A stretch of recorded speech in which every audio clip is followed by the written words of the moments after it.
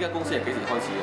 依間公司係1999年係成立嘅，咁咧嗰時候咧就而家已經係13年咯。有幾多間分行啊？目前我哋係有7間。7間啊！ 7間。做咩會諗住創辦呢個水晶公司？水晶嚟講咧，因為當時13年前其實咧冇講老實 Malaysia 嚟講咧賣水晶其實都唔係咁多間咯，係咪？競爭其實都唔係咁多而且最主要原因就係我哋本身係對呢一方面，我哋本身自己好中意，所以我哋就諗住咁不妨買呢樣，即係從事呢項生意，因為本身都好中意啊嘛，係嘛？咁就開始做呢個生意咯。咁樣創業到家下為止，你哋開始時候應該冇用系統嘛？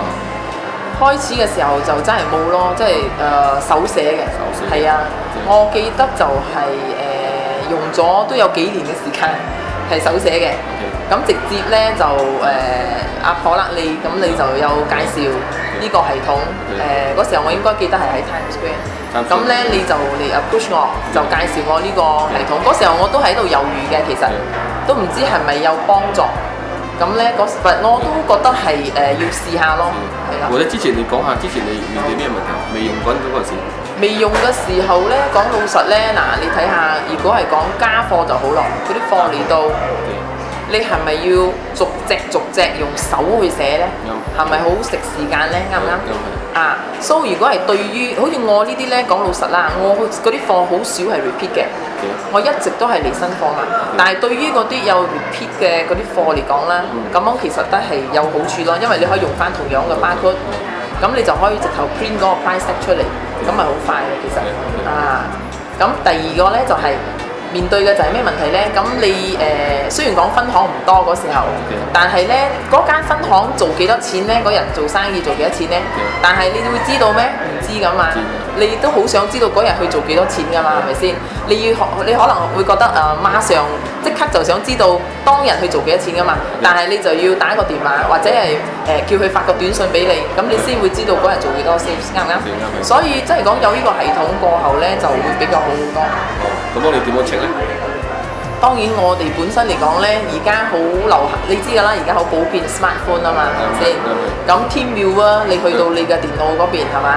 咁就全部搞掂晒㗎啦。你想睇乜都得㗎啦嘛，又可以 control 埋添。咩功能你覺得你最中意？功能嗰方面，我就認為係 stock 咯。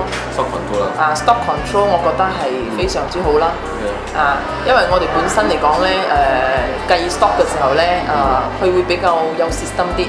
而且你如果係講你要例如你 annual 要 check stock，即係講你 stock tick，你都係好容易方便咯 ，print out，咁你嘅人去 check，好容易睇到，就唔好似手寫咁，你要寫住晒點寫啫，好艱難。覺得用咗呢個 software 之後，會唔會幫助你好似講擴充項你嘅分行係唔係一個問題咗？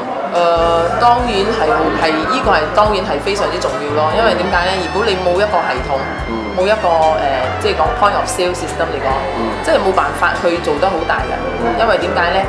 首先你如果係講你 stock 嗰方面，你都成問題㗎啦，係咪？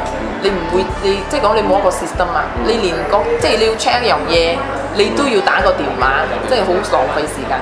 而家係你即係 click 一 click，你就已經知道晒邊間分行有乜嘢，即係講係比較容易啲咯。再講翻呢個 software 係咪？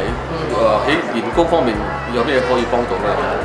員工嗰方面，即係佢哋本身咧就唔需要成日 call 我，問我啲嘢。有陣時啲好普通嘅嘢，佢都要打嚟問我，咁我哋 office 就好唔得閒啦。